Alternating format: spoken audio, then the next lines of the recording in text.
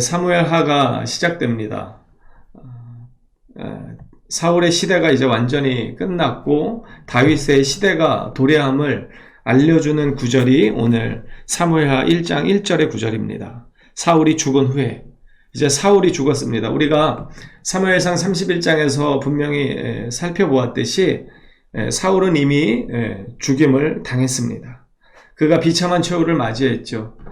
자기가 이 블레셋 사람들에게 조롱당하는 것이 두려워서 자기의 생명을 그냥 끊어버렸습니다. 오늘 본문에 다시금 이 소식을 가지고 온 아말렉 청년이 등장합니다. 우리가 31장의 내용과 역대상 10장에도 이 내용이 이렇게 반복되어 있는데 그 내용을 종합해보면 분명히 사울은 자신의 생명을 자신의 손으로 취했습니다. 그런데 오늘 이 본문에 등장하는 이 아말렉 청년, 그러니까 용병으로 이 블레셋과 이스라엘의 전투에 투입되었을 것으로 예상되는 이 청년은 다른 이야기를 하고 있습니다. 자, 이 청년의 등장이 이렇습니다. 2절에 보면 사흘째 되는 날에 한 사람이 사울의 진영에서 나왔는데 그의 옷은 찢어졌고 머리에는 흙이 있더라. 옷이 찢어지고 머리에 흙이 있는 이 상태는요, 아주 슬픔의 상태를 나타냅니다. 구약에서 많은 믿음의 사람들이 원통한 일을 당하거나 슬픈 일을 당했을 때 자기의 옷을 찢고 재를 머리에 뿌렸습니다. 그러한 모습으로 그가 등장합니다. 그리고 다윗에게 나와 땅에 엎드려 절합니다. 그는 방금 전까지 이 이스라엘의 용병으로서 사울을 따르는 사람이었는데 이제 사울이 죽자마자 다윗에게 달려와 다윗 앞에 무릎을 꿇습니다. 다윗을 왕으로 섬기고자 하는 그의 의지가 여기에 나타나 있습니다. 이 상황을 보면 이 젊은 청년이 얼마나 기회주의자의 모습을 보이고 있는지 우리가 좀 엿볼 수 있습니다. 그는 한치의 망설임 없이 지금 다윗에게 달려왔고 이 사울의 죽음을 알리고 있습니다. 이 사울의 죽음을 알리는 이유는 사울과 다윗이 적대 관계에 있었고 오랫동안 이 다윗은 사울로부터 괴로움을 당했기 때문에 사울의 이 소식을 알려준다면 자신에게 어떤 큰 상급이 있으리라 그렇게 예상했던 것으로 짐작이 됩니다. 그래서 3절에 보면 너는 어디서 왔느냐 다윗이 묻고 이스라엘 진영에서 도망하여 왔나이다 이렇게 대답합니다. 그러면서 다윗이 이 전쟁이 어떻게 되었는지를 청년에게 묻습니다. 마치 엘리 제사장이 두 아들이 참여했던 전쟁, 블레셋과의 그 전쟁에서 결과가 어떻게 되었는지를 아주 궁금히 여겼던 것과 마찬가지로 다윗도 이 전쟁의 결과가 어떻게 되었는지 대단히 궁금해하고 있습니다. 그런데 이 4절에 보면 이 아말렉 사람이 이렇게 이야기합니다. 그가 대답하되 군사가 전쟁 중에 도망하기도 하였고 무리 가운데 엎드러져 죽은 자도 많았고 사울과 그의 아들 요나단도 죽었나이다. 오늘 이 아말렉 사람이 전하고자 하는 핵심 구절이 바로 여기 있습니다. 사울이 죽었고 그의 아들 요나단도 죽었습니다. 그래서 다윗이 묻습니다. 청년에게 묻되 사울과 그의 아들 요나단이 죽은 줄 네가 어떻게 아느냐? 네가 보았느냐? 직접 목격했느냐? 이런 의미가 있겠습니다. 그랬더니 이 청년이 지금부터 이제 거짓 증언을 합니다. 왜냐하면 역대상 10장과 사무엘상 31장에서는 분명히 사울이 어떻게 죽었는지 자세히 묘사하고 있기 때문입니다. 그런데 그와는 다르게 이 청년은 이렇게 이야기합니다. 8절에 보면 내게 이르되 너는 누구냐 하시기로 내가 그에게 대답하되 나는 아말렉 사람이니이다 이렇게 대답하니까 이 사울이 아직 목숨이 붙어 있었고 내가 고통 중에 있나니 청하건대 너는 내 곁에 서서 나를 죽이기라 하시기로 그가 이렇게 어차피 죽을 목숨이었기 때문에 내가 그를 죽였다. 그리고 그의 왕관과 팔에 있는 그 금고리 그것을 벗겨서 내 주께로 가져왔나이다. 이것이 그의 죽음의 증거입니다. 라고 아주 자랑스럽게 고하고 있는 것이죠. 그런데 오늘 11절과 12절의 내용은 이 청년이 기대했던 것과는 전혀 다른 다윗의 모습을 우리에게 보여줍니다. 다윗이 자기 옷을 잡아 찢음에 함께 있는 모든 사람도 그리하고 이 옷을 찢는다는 행위는 대단히 깊은 슬픔을 나타낸다고 제가 말씀드린 것과 마찬가지로 지금 다윗과 그와 함께하는 용사들도 이 사울과 요나단의 죽음을 안타까이 여기고 있습니다. 그리고 12절에 보시면 좀 더 자세하게 나와 있는데 12절의 말씀을 보십시오. 사울과 그의 아들 요나단과 여호와의 백성과 이스라엘 족속이 칼의 죽음으로 말미암아. 그러니까 사울과 요나단의 죽음뿐만 아니라 이스라엘 백성이 이 블레셋로부터 많은 죽임을 당했다는 이 소식을 듣고 슬퍼하는 것입니다. 자, 죽음으로 말미암아 저녁 때까지 슬퍼하며 울며 금식했다. 이 저녁 때까지는 이 유대인들이 이 저녁이 또 다른 하루를 시작하기 때문에 이 소식을 듣고 그 하루가 지날 때까지 다윗과 그의 사람들은 슬퍼하고 금식했다는 것입니다. 사울의 죽음 앞에서 다윗은 누구보다 기뻐했을 사람입니다. 그리고 그의 정말 답답했던 마음, 그 응어리졌던 마음, 무언가 돌덩이를 올려놓았던 것 같은 그 마음에 그것이 해결된 사건이 바로 사울의 죽음입니다. 그럼에도 불구하고 다윗은 어떻게 반응하고 있냐면 정말 슬퍼하고 있습니다. 탄식하고 있습니다. 그래서 우리가 이 17절부터 보면 사울과 요나단을 위한 다윗의 이 애가가 기록되어 있습니다. 다윗은 이 사울을 이스라엘의 기름 부음 받은 왕으로 늘 받아들였습니다. 자신의 생명을 해하기 위해서 정말 지겹도록 그를 괴롭히고 쫓아다녔지만 두 번의 기회 앞에서도 다윗은 언제나 하나님께서 기름 부음 받은 자임을 잊지 않았습니다.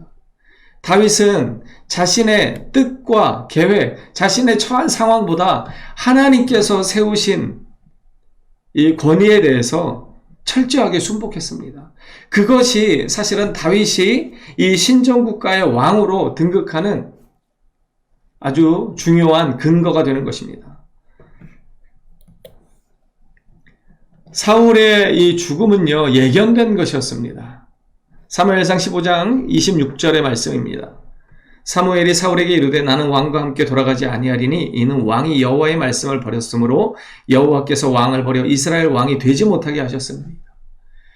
이것은 사울의 잘못된 불순종으로 인한 하나님의 예언의 말씀입니다. 그는 이러한 예언을 이제 받아들일 수밖에 없었고 결국은 이렇게 최후를 맞이하게 되는 것이죠. 역대상 10장에서는요, 이 사울의 죽음을 좀 더 이렇게 자세하게 이야기합니다. 13절과 14절입니다. 사울이 죽은 것은 여호와께 범죄하였기 때문이라 그가 여호와의 말씀을 지키지 아니하고 또 신접한 자에게 가르치기를 청하고 여호와께 묻지 아니하였으므로 여호와께서 그를 죽이시고 그 나라를 이새의 아들 다윗에게 넘겨주셨다. 이것이 성경의 해석입니다. 하나님께서 이 사울의 행위를 악하게 보셨고 그래서 결국은 사울을 취하셨다 이렇게 말씀합니다. 그러니까 다윗의 입장에서는 이 사울의 죽음은 마땅한 것이었습니다. 그리고 하나님의 일하심이었습니다. 그럼에도 불구하고 다윗은 어떤 마음이었냐면 이 에스겔서 18장 23절의 말씀은 이렇게 고백합니다. 내가 어찌 악인이 죽는 것을 조금인들 기뻐하랴. 그가 돌이켜 그 길에서 떠나 사는 것을 어찌 기뻐하지 아니하겠느냐. 이것이 하나님의 마음입니다.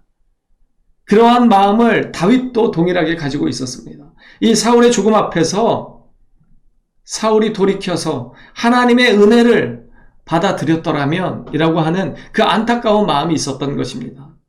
여기에 더불어 자신이 그렇게 사랑했던 형처럼 여겼던 이 요나단마저 죽임을 당하고 그리고 이스라엘 백성이 많은 생명을 블레셋으로 인해서 빼앗겼다는 이 소식을 듣고 다윗은 슬퍼했던 것입니다.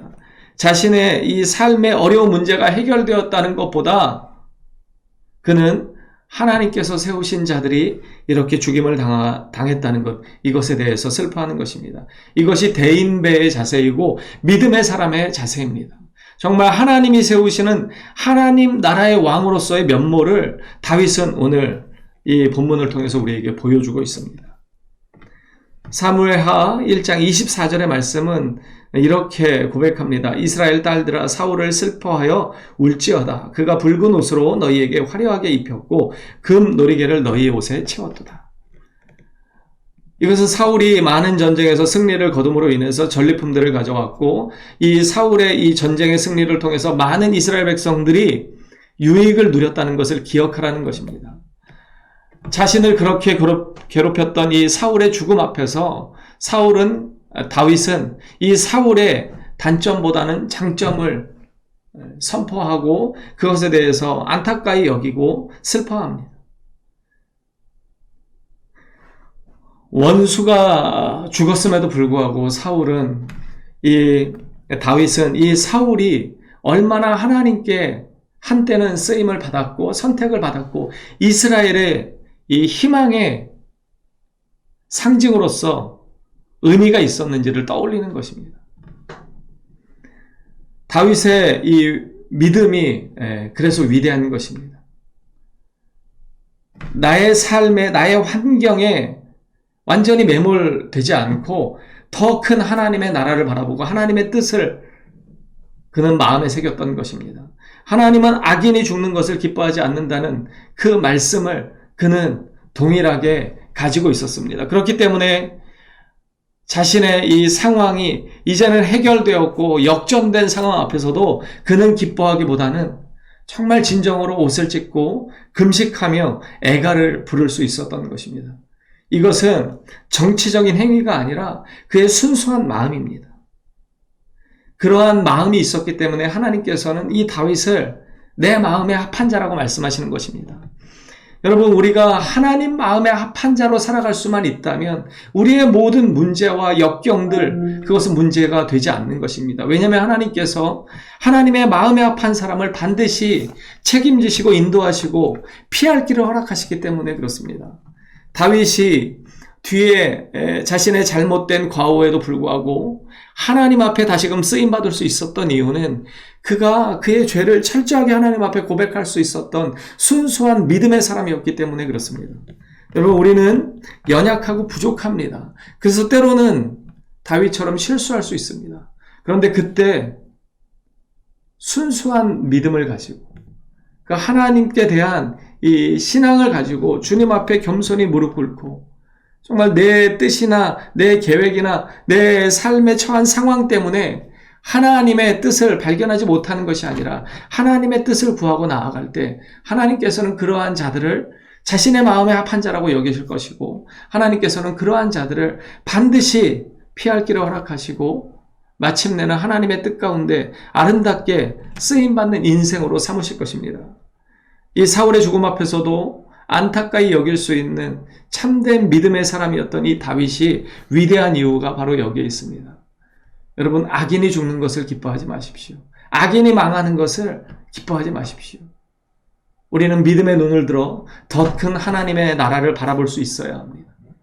하나님께서는 악인이 죽는 것을 조금도 기뻐하지 않는다 말씀하십니다. 돌이켜서 살 길을 얻는 것, 그것이 하나님이 기뻐하시는 마음을 다시금 깨닫고 여러분, 우리를 괴롭히는 누군가가 망하는 것을 기뻐하는 것이 아니라 그가 돌이켜서 하나님께로부터 새로운 살기를 얻는 것을 기대하고 그런 마음으로 우리를 괴롭히는 자들이라도 그가 하나님의 은혜를 받기 위해서 우리가 기도할 수 있는 믿음의 자리에까지 나아갈 수 있게 되기를 축복합니다.